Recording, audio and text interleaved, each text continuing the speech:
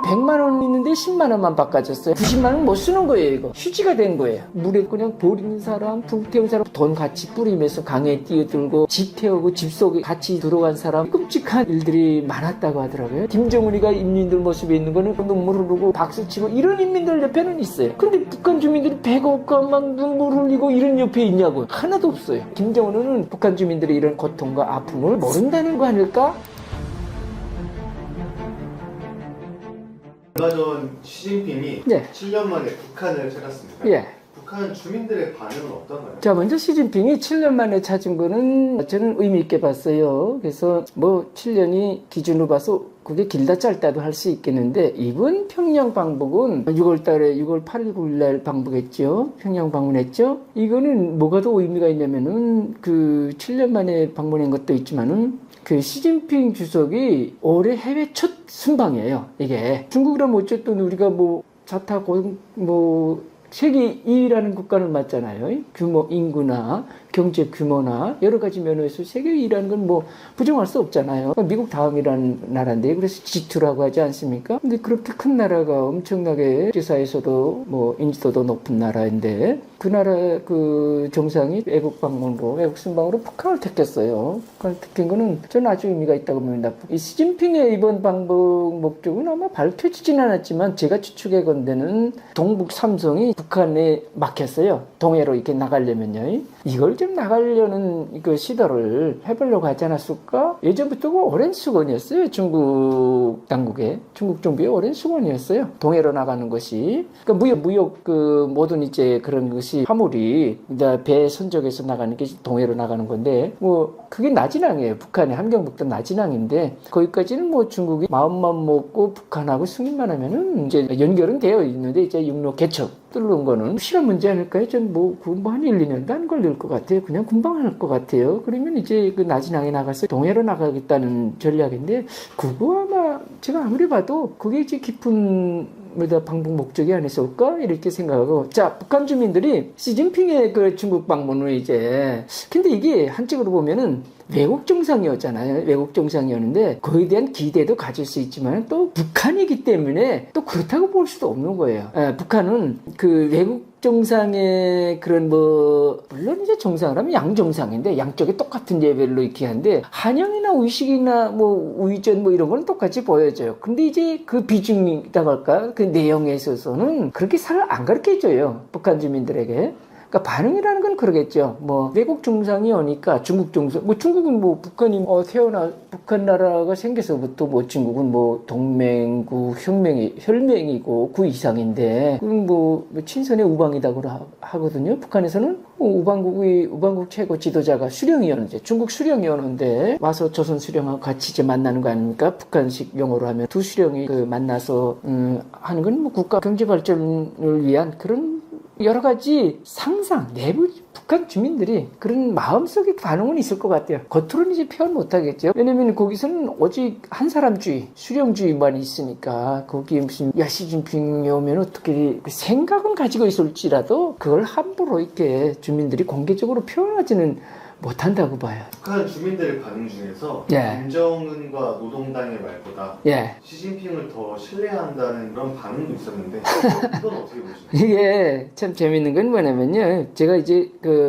살아봤지 않았습니까? 이제 이렇게 이런 질문은 이제 여기 전문가들이나 남한 사람들의 이제 입장에서 나오는 거예요. 언론에서도 나오고, 어쨌든 전문가한테서도 나오겠지만은, 근데 제가 살아본 북한에서는 북한의 시각에서 이제 논평을 내주는 거예요. 자, 그러면은 똑같은 우리 정상회담 한다면은 뭐 남과 북이 하든 뭐 미중이 하든 미일이 하든 아니 뭐 한미가 하든 한일이 하든 정상회담 하든 하면 이제 제가 신문이나 영상 이렇게 다 이렇게 체크해 보니까 분량 똑같이 나와요. 그러니까 예를 들어서 뭐 한국 대통령이 발언이 뭐 30초 나왔다면 미국 대통령도 30초 나오고, 일본 수상도 30초 나오고요. 그리고 뭐 할자도 뭐 예를 들어서 무슨 뭐 한 5줄 나왔다면 똑같이 5줄 나오고, 이렇게 똑같이 나와요. 북한은 그게 아니에요. 북한은 특이해. 뭐냐면은 북한 시진핑 그 방북 이제 다큐도 보면은 북한의 다큐를 보면은 김정은이 했다는 연설을 한 10이다면은 시진핑이 한 연설은 2 정도 나와요.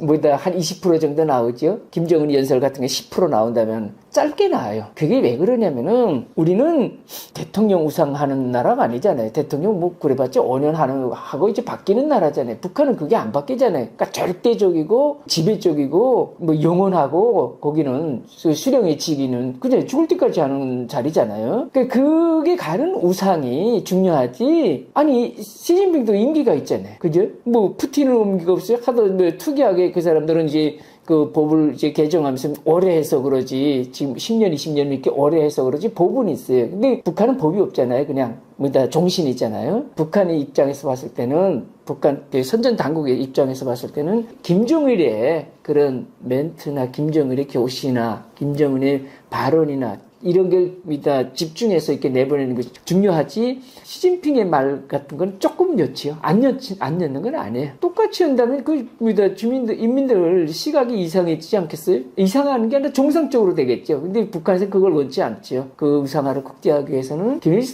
수령, 김정은의 그런 말을 시진핑 말보다 많이 했기 때문에 절대 시진핑의 말을 더 무게 있고 깊이 있게 들을 수가 없는 거예요. 북한 주민들이. 체제 특성이죠. 네, 주민들이 한 두 달만 버티면 된다는 기대를 한다면 예. 구체적으로 뭐가 달라질 거라고? 이건요, 이 소리는요, 제가 평양에 나온 지 30년 됐어요. 96년 11월 달에 이제 쿠웨이트 나갔으니까 꼭 30년 되네. 30년 전엔 제가 있을 때도 이런 소리는 있었어요. 한두 달만 더 참자, 뭐 달라질 거다, 뭐 이런 소리는 제가 30년 전에 나왔지만 앞전 뭐 한 20년 뭐 전에도 계속 있었어요. 왜냐면은 이건 이제 특이한 그 한두 달 이제 조금만 참자, 한두 달만 참자, 뭐 1년만 참자, 뭐 여러 가지 그 용어가 있는데 주로 이제 지금 같은 농번기 농사철에는 이제 저거예요. 지금 한참 여름철 아닙니까? 곡식이 한두 달 있으면 나와요. 지금 7월 달 아닙니까? 8월 달, 9월 달 되면 이제 8월 말부터 옥수수가 여물들어서 먹을 수 있어요. 그러니까 이제 그 9월 달이면 옥수수 나올 수 있고 감자도 나올 수 있어요. 감자도 8월 말에 나와요. 이게 다 식량이에요. 북한에서는요. 우리 한국에서는 뭐 그냥 뭐 부식물이잖아요. 그냥 옥수수 뭐 간식. 감자는 뭐 그냥 부식물이잖아요. 북한은 식량이에요. 이거 밥을 감자로 이렇게 밥 먹어요. 쌀 한 10% 섞고 감자 90% 섞어서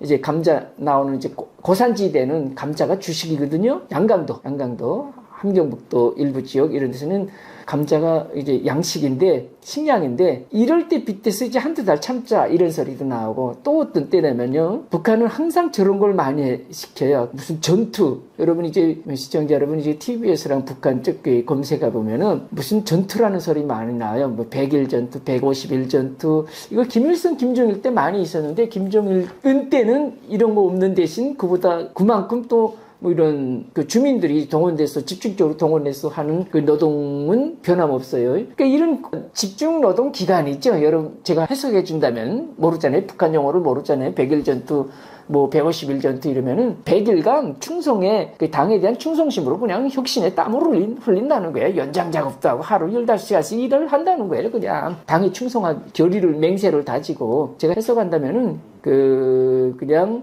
무보수 노동도 맞고 충성의 집중 노동 기간? 충성심을 발휘해서 집중적으로 일을 더 많이 하는 기간이에요. 그 100일간이. 그런 100일간이든 70일간이든 뭐 150일간이든 이럴 때도 또 이런 소리 많이 해요. 그냥 뭐 한두 달만 참자, 두세 달만 참자 뭐 이런 소리를 많이 해요. 그러니까 이제는 이런 소리를 하도 많이 하기 때문에 또 뭐 외국에서 또 그런 좀 원조라도 외국이라는 게 북한은 뭐 중국하고 뭐 러시아죠. 붙어 있는 큰 나라가 어쨌든 그 두 나라가 또 어쨌든 세계적인 국가는 맞아요. 러시아는 세계 영토 최대 보유국이잖아요. 중국은 뭐 인도 다음으로 14억 인구를 갖고 있는 나라죠. 세계 1위나 뭐 마찬가지. 세계적인 두 나라가 이제 북한하고 인접되어 있는 그 특수성이 있죠. 그래서 이제 경제 물자를 받을 때, 그러니까 좀 기온이 올 때 그런 때 조금 한두 달만 참자 뭐 이렇게 돼요. 그런 소리예요. 북한 주민들은 2010년 무력으로 돌아갈 수 있다는 말 유행어라고 예. 하는데 예. 이 주민들에게 2010년이 어떤 시기길래 이런 말을 하는 거예요? 정확히는 2010년이 아니고 2009년일 거예요. 2009년 11월 30날이니까 뭐 한 달 모자라는 2010년이나 갔지요. 2010년이라고도 하는데 뭐냐면은 2009년 11월 30날에 진짜 북한 역사상 그 뭐 아수라장이라고 해도 과언이 아닐 정도로 거대한 사변이 북한 내부에서 있었는데 그게 뭐냐면 개혁이에요. 그게 북한 역사상 북한이 그 건국을 해가지고 48년도 같이 우리하고 건국 똑같죠? 우린 8월 15일이고 북한은 9월 9일인데 북한이 건국해가지고 5번째인가 6번째인가 이제 그 합회개혁인데 이때가 최악의 고통이었어요. 이때 왜 고통이었냐면은 김정일 시대였어요. 김정일이 2011년도 이제 사망했으니까 2009년 11월 30날에 일사불란하게 했는데 구합회를 100원을 1원으로 바꿔줬어요. 신권. 이게 황당한 거죠. 당시 그러니까 100원을 1원으로 바꿔줬고 그것도 한 가구당 10%만 바꿔줬어요. 가지고 있는 돈의 10%, 10만 원만 바꿔줬어요. 근데 대략 보통적으로 100만 원 정도씩 있었던 걸로 이제 추정해요. 보통. 근데 그럼 100만 원 있는데 10만 원만 바꿔줬어요. 합해 단위는 100대 1로 떨어졌고요. 이게 그러니까 쉽게 생각하면은 100만 원인데 10만 원만 나라에서 바꿔주고 90만 원 못 쓰는 거예요, 이거. 휴지가 된 거예요. 이게 뭐 자본주의 나라 같으면 이거 12번도 그 발전도상에 이제 신흥국가들 이런 나라들은 아프리카 나라들 주로 이런 걸 많이 써요. 뭐 북한만 쓰는 거 아니에요. 이게 합회개혁으로 해서 국가 이제 재정을 조절하는 거는 여러 나라마다 특성이 있는데 아마 우리는 저 아프리카는 멀고 우리 주변에 무슨 뭐 우리 주변 나라 뭐 동남아까지 다 해서 미국 뭐 일본 중국 러시아 아닙니까? 우리 주변에 좀 내려가면 동남아까지 이런 나라에서는 있을 수도 없는 거거든요. 그러니까 북한은 이제 그렇게 해서 그런 일을 감행했는데 이때 뭐냐면요 제가 뭐 한국에 있을 때인데 탈북민들의 증언을 이제 많이 들어보니 그때 그냥 뭐 다른 사람 그냥 그거 뭐 물에다 그냥 버리는 사람 그냥 불태운 사람 휴지니까 말 그대로 휴지예요. 그냥 신권만 바꿔주고 신권 10% 바꿔주고 국권은 안 사용하는 거 휴지잖아요. 그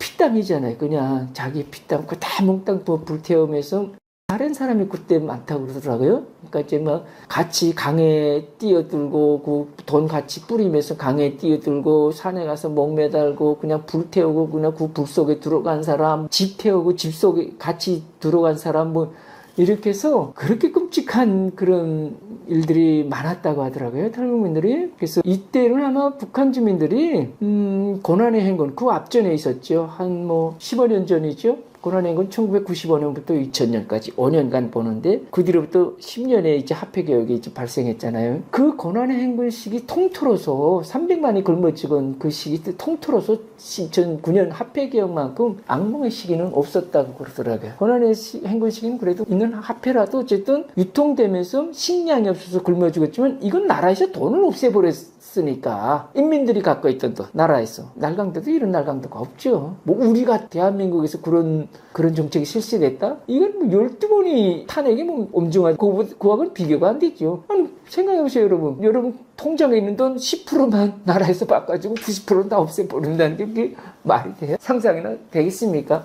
그런 사이가 북한입니다. 그 악몽을 90년대 이제 2010년도 그런 악몽이 다시 되살아나지 않을까 하는 북한 주민들의 그런 두려움도 없지 않아 지금도 있습니다. 네, 김정은 입장에서는 이런 북한 주민들의 반응이 네. 뭐 반가운 일일지 아니면 좀 부담스러울지 김정은의 속내는 어떨까요?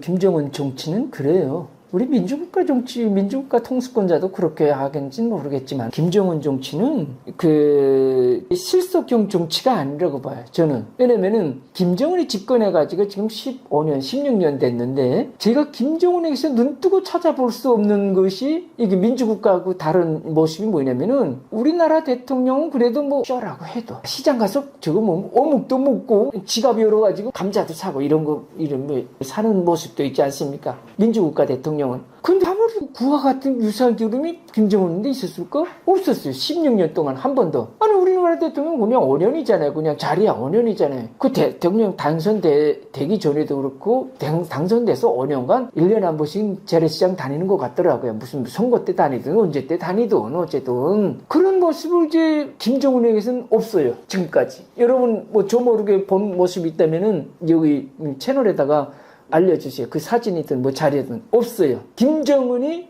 제가 말하는 거는 김정은이 인민들 장마당이라고 해요. 북한에서요. 우리말로 하면 시장인데 시장에 나가서 그 뭐다 매장에서 음식 파는 거 그거 한번 사먹는 사진 있어요? 없어요. 무슨 거기서 파는 이게 생필품 사가지고 뭐 리설주한테 주거나 딸한테 주거나 이런 사진이 있던가요? 없어요. 그러니까 저는 그걸 보고 아무리 종상국가로 흉내를 내려고 무지하게 노력하는 김정은은 맞아요. 근데 그런 모습 하나도 없으니까 야, 저 정치 체제는 특이하다. 인민들에게 가까이 가는 말로는 다 그래. 뭐 인민이 인민이 수령 뭐 이러는데 실제 그 인민들 속에 있는 속된 말로 편한 말로 그냥 가난한 인민들 속에 있는 모습은 없어요. 그냥 다 이제 김정은이가 인민들 모습에 있는 거는 인민들하고 있는 건 다 만세 부르고 눈물 흐르고 막 박수 치고 이런 인민들 옆에는 있어요. 항상. 그렇잖아요. 근데 북한 주민들이 배가 없고 막 눈물 흘리고 이런 옆에 있냐고요. 하나도 없어요. 그러니까 이게 김정은은 그런 거를 지금까지 그런 모습 안 보여줬다는 건 모른다는 거 아닐까?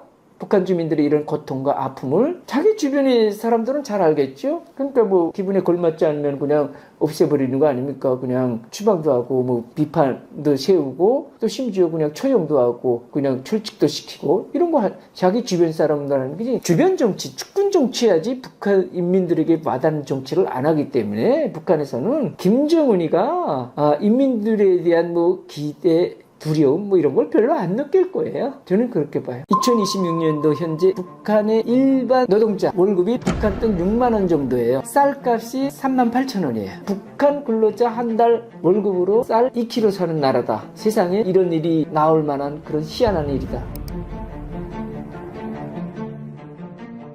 중국산 소세지와 북한산 소를 먹던 주민 2명이 숨진 뒤에 네. 식품 반입이 북한에서 바뀌었다고. 예. 네, 그런데도 주민들은 중국 물건이 다시 들어오기를 기대하고 있다고 하는데 예. 이거 이유가 무엇입니까? 이거를 먼저 보기 전에 어떤 걸 말씀드리고 싶냐면은, 자, 우리나라 마트 가면은 우리도 외국 상품이 있지만은 제가 보니까 우리나라 게 없어서 외국 상품이 들어오는 게 아니더라고요. 있는데도 이제 외국 간에 이제 서로 물물 교환 그런 룰이 있기 때문에 우리도 쉽게 말하면 자동차도 팔아야 되기 때문에 중국산 뭐 농수산물도 들여와야 됩니다. 똑같이. 우리만 팔고 그 사람들 거 안 사면 그건 말이 안 되잖아요. 거꾸로 생각해보면 우리 자동차도 못 팔리는 거잖아요. 그런 식으로 물물이 이렇게 서로 많이 이제 무역, 그걸 보면 무역이다 그러거든요. 상대방에게 적당히 팔아주고 적당히 사주고 이렇게 파는 거, 팔고 사는 게 이제 무역인데, 근데 북한의 무역, 북한의 이제 상품이나 무역 이런 데서는 좀 특이해요. 북한 자국산이 없는 게 많아요. 그러니까 외국 상품이 더 많아요. 북한에서는요. 제가 이제 일반 주민들 생활을 기준으로 말하는 거였죠. 일반 주민들이 이제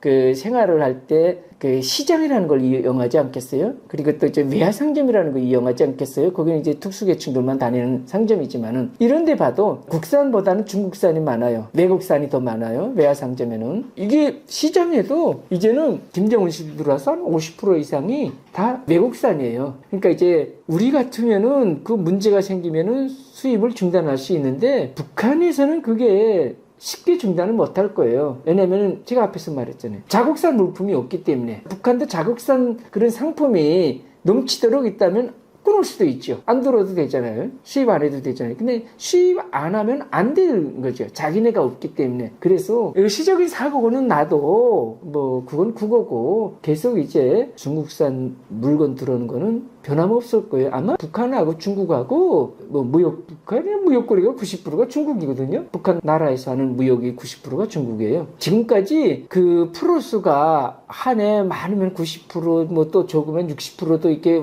오르고 뭐 40% 이렇게 오르고 내리고 했어도 끊긴 적은 없어요. 그러니까 경제에서만큼은 북한이 중국의 명줄이에요. 중국의 그런 무역만 끊기면 북한은 정말 그 전제가 불가하지 않을까? 저는 그렇게 봐요. 경제적으로 여러 가지 면에서 북한 주민들의 생활도 그렇잖아요. 어쨌든 먹고 살고 쓰는 게 다 이제 생필품이 이렇게 복합적으로 작용되는데 그것이 끊긴다? 그거는 북한에서는 악몽이나 같지요. 이게 보통 생각하기에는 네. 위험하면 다른 제품 사 먹으면 된다 이렇게 생각하죠. 그렇죠. 북한 주민들은 그렇게 하기가 어려운 건가요? 그러니까 지금 북한 자기네도 물건이 흔하다면은 그런 생각이 들 수 있지 않을까요? 근데 일단 자기네 거가 없으니까. 또 사실상 이제 사람들이 생활용품에서 가장 중요한 게 저는 그렇게 봐요. 북한 주민들도 그렇게 볼 거예요. 먹는 걸 첫째로 봐요. 식량 첫째로 보고 그다음에 옷, 의류, 먹고 입고 그다음에 생필품을 쓰는 거잖아요. 저는 그게 맞다고 봐요. 왜냐면은 사람이 먹어야 생명이 유지되는 건 맞잖아요. 무슨 뭐 사상만 먹 사람이 아니잖아요. 새끼 밥을 먹어야 살잖아요. 아니 옷은 입고 살아야 되잖아요. 옷 벗고 사는 사람이 있어요 세상에? 그건 없잖아요. 자동차는 있어도 살고 없어도 살잖아요. 핸드폰 내가 있어도 살고 없어도 살잖아요. 그치? 내가 밥 못 먹고 살아요? 옷 안 입을 수 있냐고요. 목욕탕 들어가서는 살 수 있겠죠. 그 외에 어떻게 사냐고요. 못 살잖아요. 그러니까 이제 뭐냐, 북한에서는 그 식량이 가장 첫째고 의류가 두 번째고 생필품이 세 번째예요. 그래서 식의주라 그래요. 북한에서는요. 첫째는 밥이죠. 둘째는 옷이죠. 셋째는 생활용품. 이렇게 순서인데 북한 주민들은 일단 식량에서부터 중국에 의존하고 있다는 건 그건 비밀도 아니에요. 왜냐면 중국에서는 중국 입장에서 봤을 때는 뭐 북한이 큰 자기네 한계 지방 성과도 같지 않을까요? 어쩌면 그보다 더 작아요. 또 영토는 형편없이 작고 그래도 한계 국가니까 유엔에 가입된 중국의 동북 삼성이 북한보다 몇십 배나 크도 외국은 아니잖아요. 자국의 한계 우리말은 도잖아요. 광역도 이런 거잖아요. 그러니까 북한은 이제 국가잖아요. 작아도 인구도 작아요. 2천만 북한 동북 삼성 인구가 무슨 수천만인데 북한 인구 몇 배나 더 많은데 비교가 돼요? 그러니까 이게 성보다는 작고 시보다는 큰 고만한 면적의 무슨 인구밖에 안 되는데 중국 입장에서 보면은 그러니까 거기는 한계 성이나 고 지방 정부만큼으로 생각하지 않을까 저는 그렇게 보고 있고 중국의 이 당국에서는요 오랫동안 북한 주민들은 중국 상품에 몸에 배겼어요. 우리가 북한을 많이 들여다보는 게 이제 유튜브가 많이 이제 발달되면서 활성화되면서 이제 세계 각국의 영상도 쉽게 볼 수 있는데 유튜브 시대가 그렇게 꽉 10년, 20년 된 건 아니잖아요. 그보다도 수십 년간 북한 주민들에게 실생활에 접어든 거는 중국산 물품이나 상품들이 많이 북한 주민들의 몸에 체용화됐기 때문에 이거는 쉽게 안 없어질 것 같아요. 통일되기 전까지 또 통일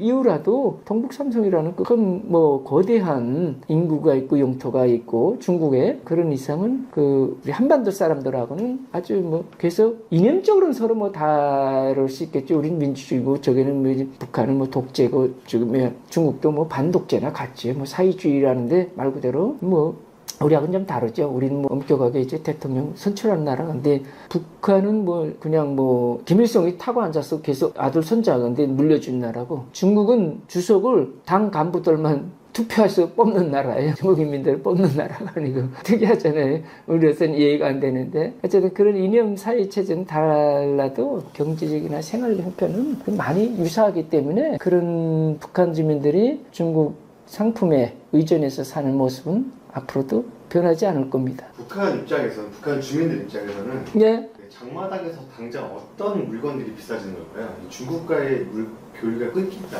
이게 어떤 사건입니까? 자, 중국에서 들어오는 물건이라면 이제 제가 있을 때까지만도 의류 있잖아요. 옷 같은 게 많았어요. 그러니까 외화 상점에 가도 그런 옷들이 많았고 일본에서는 가전제품이 많았어요. 평양에 들어온 걸 내가 기준으로 말씀드리는 거예요. 중국에서는 의류가 많았고 근데 자 가전제품 봅시다. 의류는 몸에 걸치는 거예요. 가전제품은 이런 사진기도 되고 카메라도 되고 TV도 되고 CD도 녹음기다 그러죠. 북한에서는 이런 거 생활력 있죠. 다른 말로 말하면. 그런데 앞에서도 말했지만 중요도는 어쨌든 식량과 옷이지요. 그래서 중국에서 들어오는 옷들이 없어진다. 일본에서 들어오는 자동차들이 없어진다 해도 그건 크게 북한 주민들에게 무슨 크게 지대한 영향은 끼치지 않을 것 같아요. 제 생각에는. 근데 옷이나 식량이나 이건 좀 다르거든요. 그러면 가장 반사적인 이제 형편을 나타내는 게 뭐냐면은 쌀값이에요. 그러니까 옷이 떨어졌다면은 왜냐면 그 옷을 팔아서 쌀 사 먹는 사람도 많잖아요. 그 의류를 팔아서 유통해서 쌀 사 먹는 사람도 많아요. 결국 사람은 먹어야 되잖아요. 그 시장에서 왜 장사를 해요? 돈 벌고 쌀을 살기 위해서 하거든요. 그러니까 이제 옷이 잘 유통되는데 예나 지금이나 북한은 이제 김정은 시대에 들어와서 자가용 이제 허용한 게 1, 2년도 안 됐고 수십 년 동안 잘 유통되는 건 옷이에요. 자전거도 되겠지만은 비싸지만은 제일 보편적으로 많이 북한 주민들에게 유통되는 건 옷과 식량이다. 그래서 이게 옷과 식량은 딱 민첩하게 붙어 있기 때문에 옷값 오르면 쌀값도 오르고 옷값 떨어지면 쌀값도 떨어져요. 근데 옷이 쉽게 제가 말하는 거예요. 북한에서 들어오는 옷이 없어졌다 하면 이제 쌀값이 배로 뛰는 거죠. 그 옷 때문에 옷이 많아야지 그 값이 내려가잖아요. 그죠? 의류가. 예를 들어서 단순하게 말하면 북한, 중국에서 들어오는 의류가 많아야 값이 떨어지는데 없으니까 뛸 수밖에 없잖아요. 가격이. 쌀값도 동시에 뛰는 거예요. 그러니까 이게 정말 북한 주민들은 정말 악전고투 속에서 정말 그때나 지금이나 제가 최근에 나온 동료들의 얘기 들어봐도 그때나 지금이나 그 단가나 이런 화폐 단위나 이런 게 좀 달라졌지 여전하구나 하는 걸 느낄 수 있어요. 그러니까는 그 물건을 장마당이라도 이제 당국에서 통제하다시피 하니까 이게 어쩔 수 없는 거예요. 그러니까 중국에서 그런 경제적 역량? 제재는 아니겠죠. 우리 말하는 게 제재고, 이제 중국의 지원이 이제 떨어질 때도 있고 높아질 때도 있고 이 차이는 있어요. 떨어질 때라면 북한 주민들이 고통이라는 거는 식량 고통부터 먼저 받는다 이렇게 보면 됩니다. 쌀값도 많이 오르는 게 문제라고 하는데요. 실제로 북한에서는 노동자 한 달 월급으로 쌀을 얼마나 살 수 있는 건가요? 야, 이것도 정말 기막힌 일인데 지금 현재 2026년도 현재 북한의 일반 노동자 월급이 북한 돈이에요. 이건 한국 돈이 아니에요. 북한 돈 6만 원 정도예요. 그리고 쌀값이 38,000원이에요. 현재요. 38,000원. 그러니까 6만 원이라면 3만 원이라고 보자고요. 그러니까 6만 원 한 달 월급 타가지고 쌀을 2kg 살 수 있는 거죠. 그죠? 자, 근데 이게 뭐냐면은 재밌는 게 뭐냐면은 노동자 월급은 국가에서 책정해서 주는 거예요. 금액을요. 6만 원이라고. 이제 평균 6만 원이에요. 조금 더 받는 사람 10만 원도 받고 6만 원 아래도 받고 해요. 그냥 제가 평균을 말하는 건데 쌀값도 이제 지역마다 좀 다른데 평균 38,000, 5,000원, 8,000원이에요. 어쨌든 일반 노동자가 한 달 봉급 6만 원 받아가지고 쌀 2kg 살 수 있는 게 끝인데 노동자 월급은 국가에서 제정해 줬는데 쌀은 국가에서 파는 게 아니에요. 장마당에서 팔아요. 시장에서 팔아요. 그러면은 시장에 개인이 파는데 이거 어느 멍청이라고 개인이 손해보는 장사를 하는 사람 세상에 없잖아요. 장사 왜 해요? 그래도 이득이 나고 그 이득에서 이득이 있어야 그 사람도 먹고 살 거 아니에요. 부를 축적하든 먹고 살든 어쨌든 그래야 되는데 북한 월급도 이게 2000년 7월 1일 경제조치 해가지고서는 20여 년 만에 한 20배나 올랐어요. 그 전에 2000년도까지는 노동자 월급이 한 2,000원 안팎이었어요. 근데 지금 3만 원, 6만 원 이게 20배 이상 올랐어요. 2,000원은 이제 제일 낮은 단가로 말할 때고 5, 6,000원 어쨌든 했어요. 20년 전에. 그러니까 지금 20배 정도 올랐는데 그 20배 정도 국가에서 올렸어요. 그런데 뭐냐면은 개인이 월급이 올랐네? 그러면 어느 멍청한 개인이 옛날 가격대로 팔아요? 쌀 1kg에 무슨 1,000원 하던 거를 지금 국가에서는 월급을 20배나 올려주는데 같이 올리는 거예요, 이거. 이거는 북한 당국에서 통제 못해요. 이거는 왜냐면 인민들이 개인이 시장에 내온 거잖아요. 자기도 어디서 유통해서 가져든 어디서 가져든 개인이 가져와서 개인에게 파는데 수요자가 있으니까 파는데 이거를 가구처럼 무슨 가구 1,000원 했는데 국가에서 월급은 20배나 올렸는데 어느 멍청이가 옛날 가격으로 팔아요? 안 된다는 거죠. 지금 가격대로 같이 올리는 거예요. 그러니까 이게 북한 당국에서 제대로 되려면 개인 시장을 이용하지 말고 국가 식량 공급소라고 또 있어요. 요거는 뭐냐면은 식량 배급소에 장마당 가격에 장마당에 쌀 제가 38,000원 한다 그랬잖아요. 그러면 한 28,000원 정도 3만 원 정도예요. 장마당 값이 한 80% 정도 국가에서 배급을 하는 거예요. 그래도 이게 터무니없는 말도 안 되는 거예요. 아니 국가에서 주는 봉급대로 국가의 식량 공급소에서 쌀을 사면은 3kg 살 수 있고 장마당에서 사면 2kg 살 수 있는 거예요. 3kg랑 2kg는 뭐가 달라요? 제가 1인 기준으로 말하는 거예요. 아니 아무리 생각해봐도 1인 한 사람이 쌀 3kg, 3kg 가지고 한 달 사는 게 말이 돼요? 안 되거든요. 한국은 가능해요. 쌀 3kg 못 먹을 것 같아요, 한국은. 왜냐면은 여긴 먹을 게 많으니까 빵, 부식물, 무슨 셀 수 없이 많잖아요. 고기, 육류, 생선 너무나 많잖아요. 밥이 아니래도 식당 가도 밥 반 공기도 다 남기잖아요. 안 먹는 사람 태반이고 너무나 이제 많이 드시니까. 북한 근로자 한 달 월급으로 쌀 장마당에서 2kg 사는 나라다. 세상에 희한한 이런 일이 나올 만한 그런 희한한 일이다. 그렇게 보면 됩니다. 농촌 지원 기간이라는 게 있는데 예, 있어요. 그거를 6개월까지 해요. 예. 이게 어떤 의미예요? 북한이 많이 달라지는데요. 뭐냐면은 제 농촌 지원 기간은 저 있을 때도 있었어요. 그러면은 이제 농촌 지원 기간이라는 거는 도시의 사람들이 농촌에 나가서 일을 하는 거예요. 왜냐면은 한국 같으면은 다 이제 기계가 하더라고요. 농촌에서 보니까. 근데 북한은 기계도 없지만 있어도 전기나 원유 사정으로 다 이제 고장나서 잘 못 써요. 그리고 이제 북한 TV에 이 영상 보고 북한 TV 이제 뭐 체크해 보면은 유튜브 보면은 북한의 농촌 이렇게 쳐보면은 북한에서도 농촌에서도 뭐 기계로 하고 일하는 것도 나와요. 근데 그거는 영상이라고 보면 돼요. 제가 말하는 거는 북한 영상에 안 나오는 것만 알려주는 거예요. 북한에서 내보내는 영상은 다 노동당에서 내보내기는 거기 때문에 그건 그냥 그대로만 보고 그걸 북한 전체 주민의 모습이라고 보면 안 되는 거예요. 북한 당국에서 선전 안 하는 뒷모습은 우리 같은 북한에서 살았던 사람들이 말해주는 게 정확한 겁니다. 없는 사실 얘기하는 게 아니에요. 우리는 있는 사실만 얘기하는 거예요. 남과 북을 할 때는 남과 북을 이제 정확히 하려면은 북한 당국에서 선전해주는 겉모습도 알아야 되지만은 북한 당국에서 말 안 해주는 저희 같은 사람들이 말해주는 속모습도 알아야 된다. 이 소리입니다. 북한은 이제 5월달이 이제 모내기철이에요. 농촌에서 벼모를 심고 9월달은 이제 가을하는 철이에요. 이때는 시기를 놓치면 안 되기 때문에 자, 기계는 있어도 제대로 못 돌아가고 원유도 없고 전기사정도 없는데 벼모를 제때 안 심거나 가을을 제때 못하면 다 망치는 거 아니에요. 그죠? 우리 집안에서 생산하는 제제품 생산하고 바깥에서 자연기후에 맞춰서 하는 농사일은 다르잖아요. 그 농사일은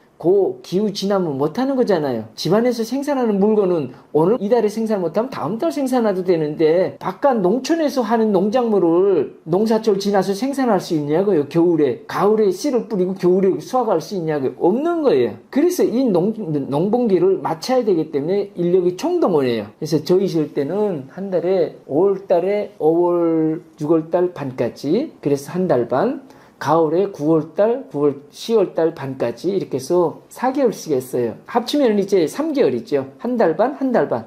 봄에 한 달 반, 가을에 한 달 반씩 이렇게 해서 3개월 했는데 이 김정은 시대 들어와서 6개월씩 늘었어요. 이게 봄철에 이제 3개월 나가고 그다음에 여름 조금 쉬었다가 다시 이제 가을철에 3개월 나가는데 이거 왜 그러냐면은 첫째는 이제 우리 자연 기후가 이제 많이 달라졌다네. 열대야 이렇게 됐잖아요. 그래서 제가 30년 전 그대로 얘기하는 게 아니라 이제 날씨 환경도 달라졌으니까 일찍 해요. 그리고 일찍 그 농촌 일을 시작하고 또 일찍 가을 거지하고 그다음에 늦게까지도 하고 그건 뭐냐면은 그만큼 물론 계절에 맞게끔 농촌 지원 활동을 한다고 하지만은 또 다르게 보면은 많은 사람들을 농촌에 내보내는 거 아니에요. 이거는 뭐 속된 말로 집체생활 시키는 거지요. 뭐 북한은 태어나서부터 다 죽을 때까지 단체 조직 생활을 하는 건 맞지만은 또 이것도 농촌 지원 전이에요. 북한은 모든 그런 집중 노동 기간을 다 전투자부터 해요.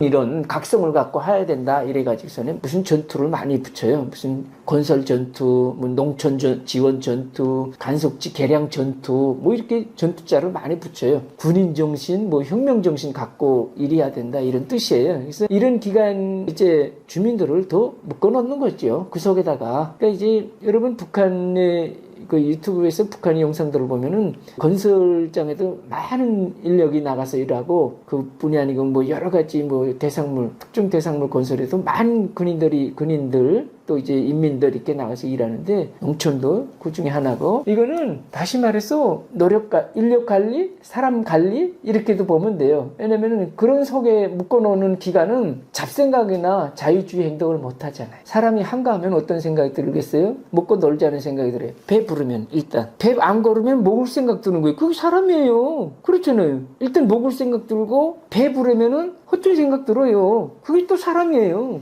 근데 북한 주민들은 뭐예요? 먹을 생각 못 하잖아요. 뭐 이슈에 먹을 생각을 하죠? 그러니까 또 먹으면은 또 배부르면은 외국 생각도 좀 해볼 거 아니에요? 야, 외국은 어떻게 살까? 우리처럼 이렇게 살까? 이런 것도 할 거 아니에요? 근데 배고프니까 그런 생각도 못 하는 거예요. 그러니까 쉽게 말하면은 그 주민들이 잡생각 못하게, 허튼 생각 못하게 딱 이런 집단 노동에 묶어두기는 건설장도 좋고 농촌 지원도 좋은 거예요. 그래서 그런 데다가 많이 보낸다. 이렇게 생각하면 됩니다. 북한은 러시아의 군인과 예. 무기까지 보낼 정도로 가까워졌는데 예. 주민 생활에서는 왜 러시아보다 중국이 더 중요하다고 말하는 거예요? 북한은 항상 이제 과거 오래전부터 그랬고요. 지금도 그랬고 북한이 러시아하고 군사적으로 밀착된 거는 아마 저는 그렇게 봐요. 핵 개발부터 이제 시작되지 않았을까? 이렇게 보는데 지금 김정은이 갖고 있다는 핵을 뭐 개발한 거 아니겠어요? 뭐 하늘에서 뚝 떨어진 게 아니잖아요. 이걸 원조는 김일성이에요. 김일성이 누구죠? 50년대 한국전쟁 이렇게 장본인이에요. 그리고 어쨌든 패했잖아요. 휴전이지만은 북한에 패한 거나 같아요. 왜냐면 북한이 남한을 통째로 먹겠다고 시작한 게 한국전쟁이니까 패한 거나 같지요. 우리는 어찌 보면 그걸 막았으니까 승리라고 볼 수도 있는데 북한은 거꾸로 말해. 자기네가 먼저 침략하고 승리했다 그래요. 사실대로는 실패인데 조국방 전쟁 승리다 그래요. 북한은. 근데 이건 인민들 교육용으로 쓰는 말이고 북한 주민들이 그렇게 알고 있는 용어고. 근데 김일성이 이 6.25 전쟁에서 제일 교훈 얻은 게 핵이에요. 우리는 그때 북한이 약한 게 이제 항공망이 제일 약했어요. 핵은 더 약했고. 오로지 육군 하나 갖고 이제 이겨보려고 했댔죠. 김일성은. 근데 이제 핵은 더 약했고 공군도 약했다는 거 이제 뼈저리게 느끼고 그 모든 거를 능가할 수 있다는 게 핵이라는 걸 김일성이가 알았어요. 한번 전쟁 끝나면 이제 공부가 됐을 거 아니에요. 김일성이 30대인데 사람은 젊은데. 그래서 아마 50년대 중후반부터 러시아에 이제 한쪽으로 폐기한다는 그런 핵무기를 북한하고 이제 연계해가지고 많이 개발을 시작한 걸로 제가 알고 있거든요. 그래서 이제 그때부터 핵 개발을 했다는 우리는 거의 70년이 지난 지금에 와서 이제 김정은이가 지금 보유했다는 거고 그 손자가 보유했다는 것이고 그때부터 지금까지 그리고 2년 전인가요? 북한하고 러시아가 맺은 게 군사동맹 아닙니까? 물론 노후 전쟁 발발해서 맺었으니까. 이거는 어찌 보면은 60년 변함없이 북한과 러시아는 이제 국방 분야에서는, 군사 분야에서는 치밀하게 아주 그렇게 계획적으로 단단한 이제 관계를 끌고 왔다는 거라고 저는 보여져요. 북한 주민들은 당연히 북한 주민들의 일상생활에서 러시아 제품 보면은 많이 없어요. 그냥 이제 TV는 많았어요. 처음에 일제 TV가 들어오기 전에 일제 TV도 이제 일본 상품 그대로 들어온 게 아니라 저게 뭐예요? 일본의 조총련이 있지 않습니까? 조총련이 6차 당대 1980년도에 있었는데 그때부터 시작해서 이제 북한의 칼라 TV를 몇십만 대 어쨌든 조총련에서 선물로 들어보냈어요. 그때 우리가 이제 이름을 다 떼고 북한 이름 목란 소나무 이런 이름을 댔어요. 히다치 이런 일본 상표를 떼가지고. 근데 그 안에 보면 메이드인 재판이라고 다 있거든요. 그러니까 꼭대기만 이제 북한 상품 달고 공급을 했는데 그때부터 평양시 일제 승용차 많이 돌아다니는데 그거는 TV나 자동차나 이런 거는 북한 주민들에게 실질적으로 그때 당 80년대도 북한의 TV 보급률은 한 10%, 20%밖에 안 됐어요. 그러니까 그 대부분 많은 사람들이 이제 생활에서는 이제 러시아 TV 많았고요. 러시아 승용차 있었고요. 평양에. 많이는 아니지만 어쨌든 굴러가는 게 평양시당 책임비서 우리말 하면 이제 구청장들이죠. 이 사람들 다 러시아 승용차로 탔어요. 그러니까 이제 그 정도나 있었지 일반 주민들이 피부에 와닿는 거는 중국이에요. 중국산 이제 생활용품이나 생필품이나 이런 것이 많이 왔기 때문에 북한 주민 생활에서는 북한 간부들의 생활에서는 중국과 러시아의 영향을 중요하다고 인식되는지 모르겠지만 가반의 일반 북한 주민들의 생활에서는 러시아가 그렇게 친화적이고 이렇게 몸에 그런 필수적인 생활의 대상자라고 자기네 영역이라고 생각하지 않아요. 북한 주민들은. 북한 주민들은 뭔가 이제 군인도 보내고 무기를 보낼 대가로 러시아에서 돌아올 거 쌀이라도 보내줄 거라고 기대했을 것 같은데 실제 생활에서 변화가 있었을까요? 아니에요. 북한 주민들이 우리 시각에서 이제 생각해 보는 거예요. 우리 남한의 전문가들이나 또 그런 관계자들이 생각할 수 있고 또 혹은 북한에 관심 있는 국민들도 그렇게 생각할 수 있는데 북한 주민들은 러시아에 이제 군인들 파견한 거 다 북한 당국에서 공개하는 거 아닙니까? 김정은이 파병 전사자들에게 훈장 주고 눈물 흘린 것도 세상에 다 나온 거 아닙니까? 기념관도 세워주고. 근데 북한 당국에서 다 내보냈다는 걸 시인했는데 북한 주민들의 기대는 물질적인 기대는 글쎄 조금 아는 사람들은 속으로 생각할지 모르겠는데 표현은 못해요. 그건 어떻게 지어냈나 했다고 이제 북한 주민들이 인식되고 있냐면은 또 내부에서 북한 주민들은 그 당국에서 받는 이제 교육이 있어요. 우리 말하면 이제 뭐다 갈까? 우리는 뭐 언론 매체 통해서 국민들이 쭉 알 수 있는데 북한은 언론 매체도 매체지만은 각 가정에 그리고 각 조직체에서 그 비공개적으로 하는 강연이나 이런 통보, 학습 이런 게 아주 발달되어 있어요. 완전히 그건 뭐 세계 최고로 되어 있어요. 이런 데서 해주기로 뭐냐면은 러시아 우리의 뭐 북한식으로 표현하면은 사회주의를 지키는 이제 조선이고 자기네고 같이 국권인 동맹이고 혈맹이고 전우고 제국주의를 반대해서 한 전선에 굳게 뭉쳐서 승리를 향해 전진하는 조선과 러시아다 그래요. 그래서 이걸 뭐다 정신적으로 또 뭐 혈육적으로 이렇게 도와주었다 그러지 계산을 하고 무슨 대가를 바라고 했다는 말은 일체 없어요. 이 북한 당국의 선전의 흐름을 제가 해설해 드리는 거예요. 주민들은 북한 당국의 선전하는 대로만 듣고 평생도록 그렇게 살기 때문에 그거를 이건 우리 조선 인민의 의무이구나. 형제 나라가 위험에 처했을 때 도와주는 것이 우리의 의무이구나. 또 과거에도 우리도 그렇게 받았으니까 전쟁 6.25 전쟁 때 뭐 러시아에 도움 받은 거 다 사실 아닙니까? 군사무기 다 받은 거 했는데요. 인력은 중국 지원군을 받고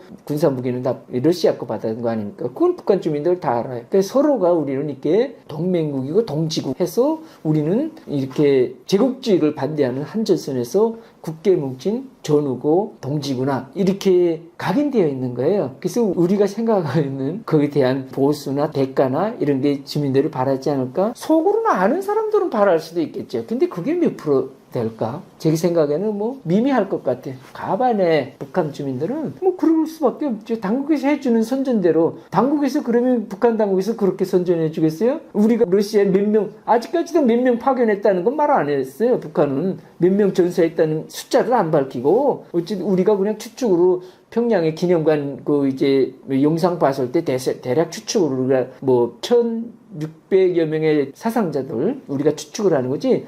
북한 당국은 아직까지 러우 전쟁에 지금도 진행 중이잖아요. 거기에 총 얼마 파견했고 얼마 부상자 났고 얼마 전사자 났고 이런 거 밝히지 않아요. 북한은. 그게 북한이에요. 우리 같으면 뭐 있을 수도 없는 거잖아요. 우리는 뭐 그거 안 밝히면 대통령이 존재하지 못하잖아요. 그냥 당장 일어날 거 아니에요. 우리는. 사회주의 국가의 특성은 그거예요. 독재국가 특성은. 민주국가는 국민의 의사에 맞게끔 이제 정책을 해야 되고 국민이 비판하고 대통령을 끌어낼 수 있지만은 북한은 어디 그래요? 그 말이 돼요? 북한에서 뭐 김정은이가 뭐 인민들에게 정책을 못하고 인민들이 일어나나요? 못 일어나잖아요. 80년째 하나도 있을 수 없잖아요. 북한에서는. 그러니까 북한에서는 그렇게 당국에서 하는 일을 북한 주민들은 모르는 거예요. 그러니까 당연히 이제처럼 뭐 그런 숫자도 뭐 공개 안 하고 그 대가로 못 들어오고 이런 거 밝히는 것도 없어요. 우리가 추측하기로 러시아에 북한이 군인 먼저 파병한 거 아닙니까? 그리고 무기 보냈죠. 그리고 지금 한쪽으로는 건설 인력도 파견하고 있어요. 지금도 진행 중이고 한쪽에서 이제 뭐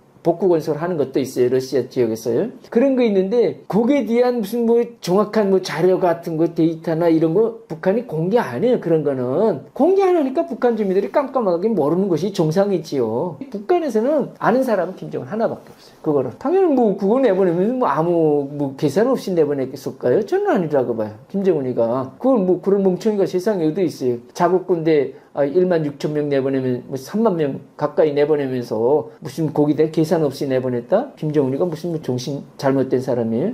제정신이라면은 계산하고 맞기 때문에 그 손해 이익이 맞기 때문에 그 이익금이 김정은이 마음에 들었기 때문에 사인하지 않았을까요? 저는 그렇게 봐요. 어느 바보가 뭐 그 손해나는 일을 하겠어요? 다 대가가 있으니까 당연히 보냈죠. 그 대가는 저는 돈이라고 봐요. 첫째는 돈이고 둘째는 이제 군사기술인데 거기서도 이제 가장 우선적인 것이 그 평양 수도잖아요. 북한의 수도 방공 항공망 그 시스템을 구축한 신기술로 신군사기술로 구축해 놨어요. 김정은이가. 그게 중요한 거죠. 김정은에게는 자기가 있는 평양 상공으로 적기 레이더에 안 잡히는 적기가 들어온다고 생각해 보세요. 예? 적군의 비행기나 미사일이 들어온다고 생각해 보세요.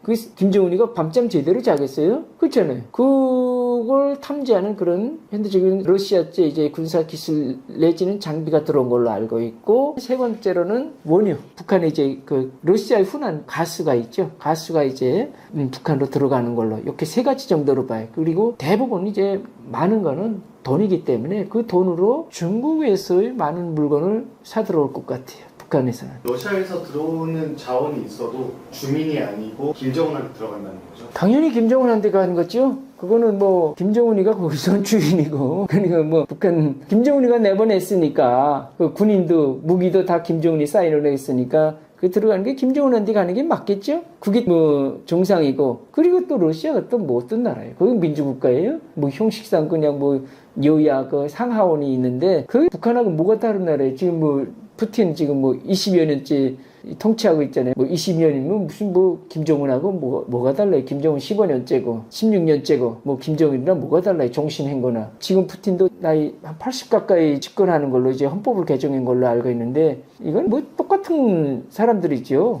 푸틴, 김정은, 시진핑 이 세 사람은 말이 무슨 뭐 민주국가고 무슨 사회주의 국가고 뭐 인민의 국가고 뭐 이러지 본질에 있어서는 독재국가입니다. 그 독재자들은 일을 그렇게 안 하거든요. 독재자들끼리 하는 거지. 러시아는 그 경제 지원을 받은 그런 북한에게 돈, 그것도 김정은에게 듬뿍 줬을 거예요. 그래서 김정은이가 푸틴에 대한 그런 이제 뭐랄까요, 평양 방문했었죠. 한 3년 전에 평양 방문에 또 요란하게 대접을 해줬고, 뭐 시진핑도 똑같이 대접해줬고, 뭐 그게 독재 국가입니다. 자기 독재자의 입속과 기분과 감정만 맞으면 국가가 따라가는 게 독재 국가입니다. 주민들도 그런 걸 알고 있을 텐데 반발을 전혀 할 수 없다거나 아니면은 뭐 알면서도 그냥 욕하고 마는 거 이런 건가요? 북한 주민들이 반발이라는 거는 없죠. 그거는 예나 지금이나 있을 수가 없는 거예요. 북한에서는 수령을 비판 못하는 뭐 나라잖아요.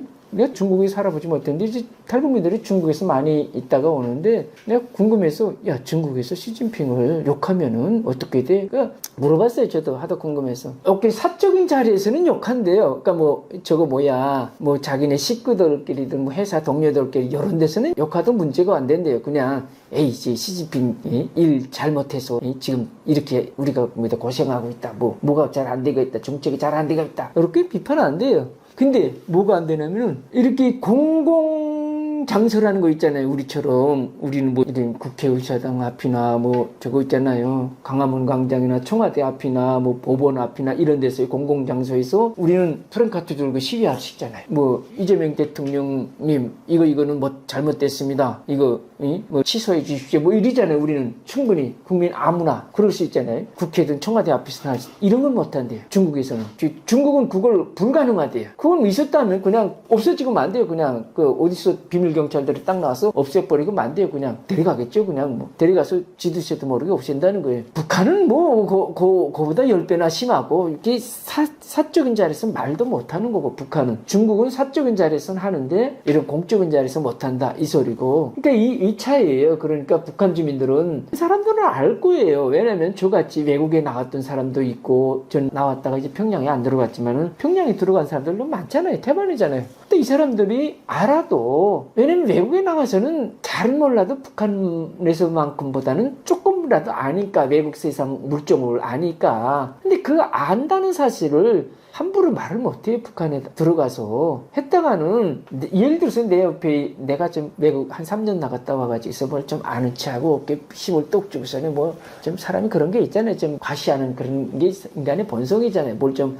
아는 체하고 있는 척 하려는 게. 근데 99명이 외국이란 걸 나가보지 못하고 나 혼자 나가봤으니까 기분이 얼마나 좋겠어요. 그러니까 좀 아는 체 하려고 무슨 이상 약간의 소리를 했어요. 정치적인 소리든 무슨 문화적인 소리든 어쨌든 경제적인 소리든 했는데 그 소리의 중요 심각성에 따라서 내가 보이부 조사를 받을 수도 있어요. 왜 이렇게 엄중한 발언을 했지? 이렇게 해도 되는 거예요. 이렇게 취조가 들어올 수도 있는 거예요. 그렇기 때문에 가급적 말을 안 해요. 외국 갔다 온 사람들 일반적인 생활 얘기는 조금 할 수 있어도 뭐 그 나라 풍습, 생활 환경, 뭐 여성들의 미모, 스포츠 여러 가지 얘기는 할 수 있는데 음식 이런 얘기는 할 수 있는데 정치적인 얘기를 못 하는 거예요. 노동자든 외교관이든 유학생이든 벌목공이든 뭐 어쨌든 외국에 나갔다 온 사람들이 그런 정치적인 소리를 못 하기 때문에 그냥 혼자만 꽁꽁 알고 그냥 2, 3년 또 얘기 못하면 다 이게 까먹어요. 사람이. 그것도 뭘 자꾸 또 보고 다시 상기되고 뭐 말로 전파하고 그래야 뭐 계속 이렇게 기억에 남겠는데 그 소리를 꼭 안 하고 한 3년 동안 생각도 안 하고 말도 못하면은 내가 외국에 나갔댔는지 이런 생각이 들 정도로 다 가물가물 기억에서 없어진다니까요. 북한 주민들은 외국 실종 알아도, 그리고 또 뭐 꼭 외국에 나오지 않고 그 안에서도 이제 무슨 뭐 저런 것도 있지 않습니까? 보따리 장사도 있고 또 뭐 친인척이 중국에 있고 뭐 일본에 있고 이런 사람들은 친인척 방문으로 이렇게 오가면서 이제 그걸 이제 뭐 기동량으로라도 이제 들을 수도 있어요. 그죠? 이번 뭐 러시아에 얼마 몇 명이나 파견되고 뭐 몇 명 죽고 뭐 이런 건 외부 세계에서는 다 아는 사실이잖아요. 북한 안에서만 모르고 이런 사실을 안다고 한들 그냥 자기만 참고로 아는 데서 그치지 이걸 잘못 설파했다가는 당에 해가 되기 때문에 이게 엄중 처벌을 받을 수 있거든요. 그 엄중 처벌이라는 건 뭐 철칙될 수도 있고 추방될 수도 있고 뭐 파직될 수도 있고 감봉될 수도 있고 여러 가지니까 북한 주민들 80년째 이런 시스템에서 사니까 너무나 잘 그 몸에 그런 체제에 길들여졌어요. 그러니까 자동적으로 말 안 해요. 요즘 북한에서요 국가 고위성이라는 이름을 바꾸고 예. 또 경찰이라는 이름을 제도까지 도입하려고 하고 있어요. 예. 지금 정확히 김정은은 뭘 하고 싶은 걸까요? 시청자분들에게 조금 도움 주기 위해서 제가 부연 설명 먼저 드리면은 국가보위성은 뭐냐면은 우리나라의 이제 국가정보원이에요. 국가보위성을 1970년대 중반에 생겼을 거예요. 그때 국가보위부로 시작하고 몇 차례 이름 바뀌다가 국가보위성 되고 이번에 정보국으로 바꿨어요. 북한 국가조선민주인민공화국 국가정보국으로 바꿨어요. 우리 국정원이라고 보면 돼요. 뭐 비밀경찰 뭐 이렇게 보면 되는데 북한은 체제의 특성상 우리는 뭐 5년짜리 대통령이지만 북한은 뭐 짜리가 없잖아요. 그냥 종신이잖아요. 그냥 되면은 뭐 김일성도 종신했고 김정일도 자연사 할 때까지 다 종신했잖아요. 그러니까 우리도 뭐 체제 지키는 건 똑같은데 북한은 체제보다도 수령 지키는 게 더 맞다고 봐야죠. 왜냐면 북한은 뭐 수령이 위니까 우리는 이제 뭐 대통령을 지키는 체제는 아니잖아요. 우리 자유민주 체제를 지키는 국가정보원은 맞지만 뭐 이재명 대통령을 지키는 국가정보원이다. 그러면 이건 잘못된 거죠. 우리는 그런 건 아닌데 북한은 우리하고 반대로 이제 체제를 지키는 게 아니라 체제 위에 그 수령이 있으니까 김정은이 있으니까 김정은을 지키는 기구라고 보면 돼요. 정치 기구를 보면 되는데 정치 보위 기구로 보면 되고 한땐 정치 보위부 이렇게도 불렀어요. 근데 그 다음엔요 자 북한의 정보원은 이제 우리 국정원이라고 생각하면 되고 경찰 제도를 도입하라고 김정은이 올 3월 달에 지시를 해가지고 그 지금 도입 작업을 하고 있어요. 재밌는 거는 뭐냐면 제가 한 10년 전부터 김정은께 보내는 비밀의 편지를 쓰는데 그 중에 어떤 게 있었냐면은 제가 또 경찰 기관 출신이에요. 북한에 안전부라고 해요. 안전부라고 하는데 제가 이제 민간인으로 안전은 말고 민간인 노동자로 한 9년간 근무했어요. 이게 또 남한하고 특히 다른 게 뭐냐면은 남한은 경찰청에 필요한 여러 가지 뭐 민간인들이 하는 일들이 있을 거 아니에요. 경찰청 뭐 청사도 관리하고 전기도 보고 뭐 엘리베이터 보고 이거 경찰들이 하지 않잖아요. 민간인들이 하잖아요. 그러니까 우리 말하면은 또 경찰에 필요한 장비도 있잖아요. 무슨 뭐 경찰에 필요한 여러 가지 뭡니까 무슨 뭐 차량 장비도 있고 무슨 뭐 사무 장비도 있고 여러 가지 뭐 기구 장비도 있을 거 아니에요. 이런 거 생산하고 경찰 옷 생산하는 공장도 있을 거 아니에요. 경찰이 군화 생산하는 그런 신발 생산하는 공장도 있을 거 아니에요. 이거를 한국은 외주업체에다가 민간업체에다 입찰을 붙여가지고 제작을 해요. 경찰 모자를 생산한다면 몇 개 회사가 입찰해서 어느 회사를 낙점해가지고 이 회사에서 우리 경찰 모자 뭐 10,000개, 20,000개 생산해달라 이러잖아요. 돈 주고. 북한은 그렇지 않아요. 경찰에 필요한 모든 장비, 시설 이런 걸 생산하는 공장도 다 그 경찰 기관에 속해 였는 거예요. 소속시키는 거예요. 그러니까 경찰의 건물, 청사라는 건물 관리하는 데 회사도 있을 거 아니에요? 건물도 관리해야 되잖아요. 그래서 뭐 전기도 보고, 뭐 엘리베이터도 보고, 뭐 이런 거 다 관리해야 되잖아요. 뭐 리모델링도 하고, 그죠? 그 경찰들이 하는 게 아니잖아요. 그러니까 북한은 이제 그런 경찰 기관에 소속된 노동자도 경찰 안에 배속시키기 때문에 제가 그런 기관에서 건물 관리 일을 했어요. 그래서 이제 그걸 참고로 말씀드린 거고 한국에 와서 보니까 북한에서는 잘 몰랐대는데 이 경찰 기구를 지금 현재 부르는 게 인민보안성일 거예요. 근데 이게 뭐냐면은 북한의 보위부, 정치보위부, 보위성 이렇게 보위자다 붙고 북한에서는 또 안전부를 쭉 쓰다가 보안성, 보안부 이렇게 해서 몇 번이나 그래서 내가 그 자료를 보니까 북한의 경찰기구 이름이 생겨가지고 전쟁 끝나고 해방 후부터 어쨌든 시작됐는데 지금까지 한 2, 3년 전까지 쭉 보니까 내가 보니까 10번이나 남도록 이름이 바뀌었더라고요. 여러분 생각해 보세요. 대한민국 경찰청을 45년도부터 지금까지 경찰이라는 이름 하나 쓰는데 대한민국은 거기에다가 국민안전부, 국민보안부, 국민보위부, 무슨 국민보안 뭐 여러 가지 이름을 바꿨다고 생각해 보세요. 그게 정상입니까? 비정상이죠. 제가 그래서 한 3년 전인가 김정은께 쓰는 편지에다가 제가 그렇게 지적했다니까요. 전 세계에 이렇게 경찰기관 이름을 수십 번이나 10여 번이나 그렇게 10여 차례나 바꾼 기가 없다. 그냥 경찰로 세계 각국에 공통적으로 이제 그런 이름을 많이 쓰니까 한국도 그렇고 대부분 이제 많은 나라들이 경찰이라는 이름을 많이 쓰니까 조선민주주의민국어 경찰청으로 바꾸라. 경찰부로 바꾸든 경찰성으로 바꾸든 경찰로 쓰라. 안전보위 이런 말 쓰지 말고. 제가 3년 전에 그런 편지 쓴 거였어요. 혹시 김정은이가 그걸 봐서 그랬는지 모르겠는데 경찰로 바꾸겠다고 그러더라고요. 그래서 지금 바꾸는 작업을 하고 있고 제 생각에는 올가을이나 안전부 창립절 11월 19일인데 그때 아마 바꾸지 않을까? 이렇게 추측을 하고 있어요. 이거 왜 바꾸냐고 생각하는 거 보니까 제가 보는 데는 정상국가 이미지를 좀 만들고 싶어서 그러지 않을까? 저는 그렇게 봅니다. 왜냐면 외국에도 대부분 그 정보기관들이 있잖아요. 뭐 우리 국정원 있고 중국도 국가안전부라고 하던가요? 중국은 아마 그렇게 그 나라 특성 맞게끔 부르는데 일본도 다 있고 정보기관들이 다 있어요. 외국도 한국만 있는 게 아니에요. 북한도 있는 게 이제 그건데 그 북한도 이제 좀 그렇게 그 우리 주변국에 맞춰서 또 외국에 맞춰서 이름을 좀 바꾸려는 그런 의도가 아닐까? 저는 그렇게 보여집니다. 북한의 국가기관을 다시 짠다는 게 언뜻 보면 되게 큰 변화인 것 같고 네. 이게 그냥 단순 간판만 바꾸는 거 같진 않아요. 또 김일성, 김정일 때부터 이어온 것들이잖아요. 네. 실제로 김정은이 이걸 좀 의도하고 있는 걸까요? 이게 국가기구잖아요. 뭐 경찰은 이제 정보국이든 이제 국가기구인데 핵심 기구죠. 뭐 서열로 보면 북한도 이제 그런 기구가 있는데 뭐 국가니까 그런데 이름을 바꾼다는 거는 주민들에 대한 인식을 바꾸는데 영향이 끼친다고 봐요. 저는 개인적으로 봤을 때 아무래도 김정은은 자기가 이제 집권에서부터 2011년부터 지금까지 와 보면은 아버지 할아버지의 그런 것도 많이 따라하는 것도 있지만 그 외에 따라하지 않는 것도 있어요. 많아요. 뭐 다른 게 있다면 뭐 자기 부인 대동행고나 그 집권에서 그 다음 해 이제 부인 공개했거든요.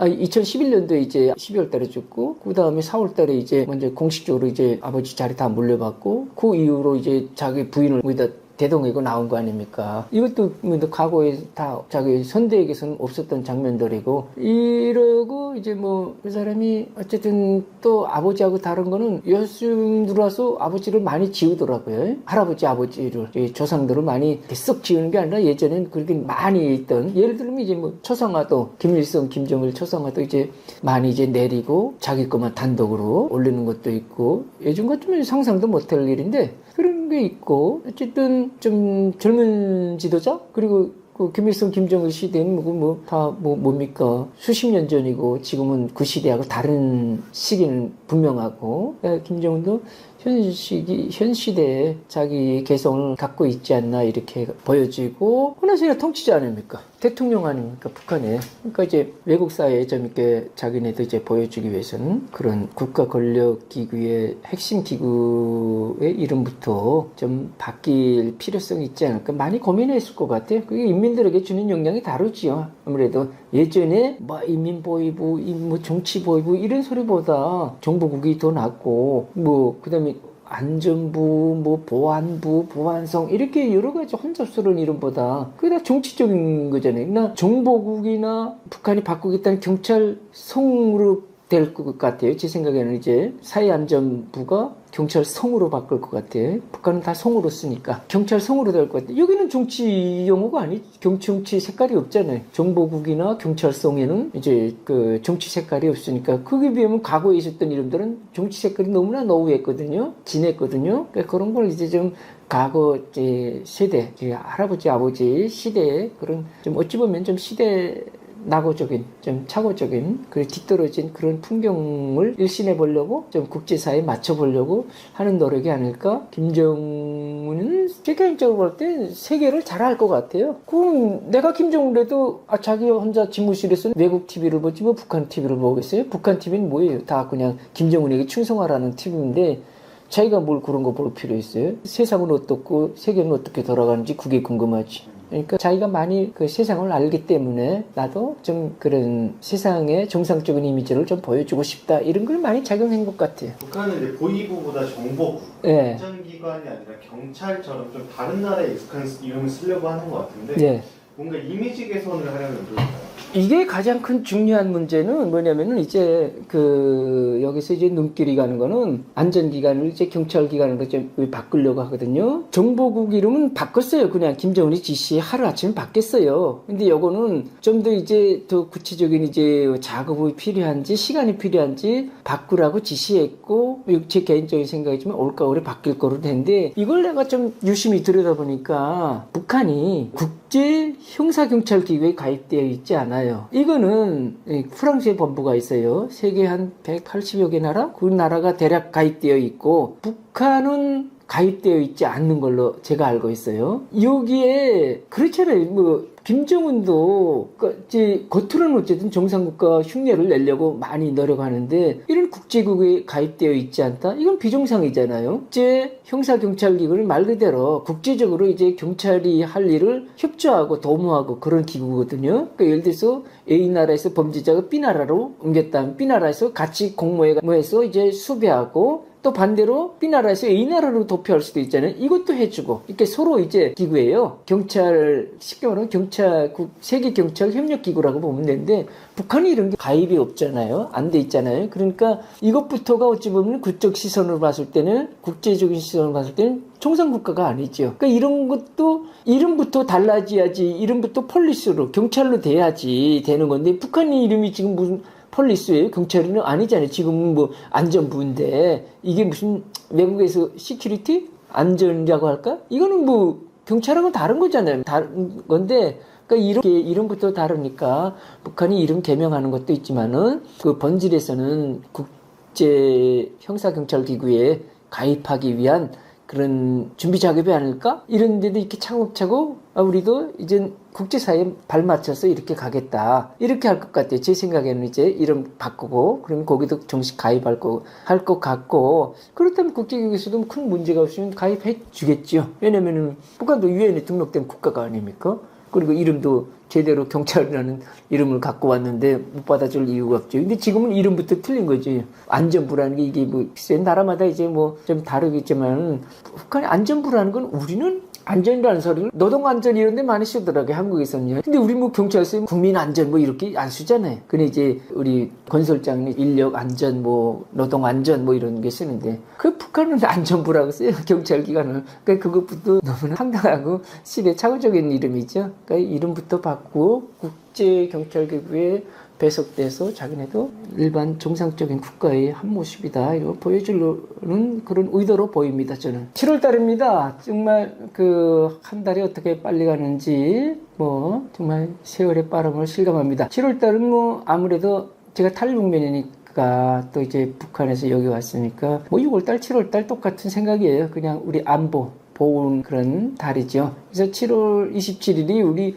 요즘 세대 사람들은 뭐 전쟁이 뭔지 휴전이 뭔지도 잘 모르는데 이거는 우리의 70여 년 전에 있었던 이미 우리 이 땅에 있었던 동족 상잔의 비극인데 가까스로 어쨌든 휴전이 되었지요. 거기 간혹 있지 어떻게 생각해보면 야 우리가 만약에 6.25 전쟁 때 북한에게 우리가 패했으면 어떻게 됐을까? 여기가 북한이 되었겠죠. 당연히 김정은이 통치하는 나라가 되었겠죠. 그래서 당연히 다행히도 우리는 미국이라는 그 고마운 나라 덕분에 정말 6.25 전쟁 에서 우리는 휴전을 할 수 있었고 우리가 이겨본 거나 같이 어쨌든 그 침략을 막아냈으니까 그러니까 이렇게 우리가 해방되고 전쟁 맞고 겪고 2차 대전 이후로 세계에서 이렇게 경제 발전, 민주화 동시에 이룬 나라가 세계 유일하게 대한민국이랍니다. 이거 엄청난 자부심이죠.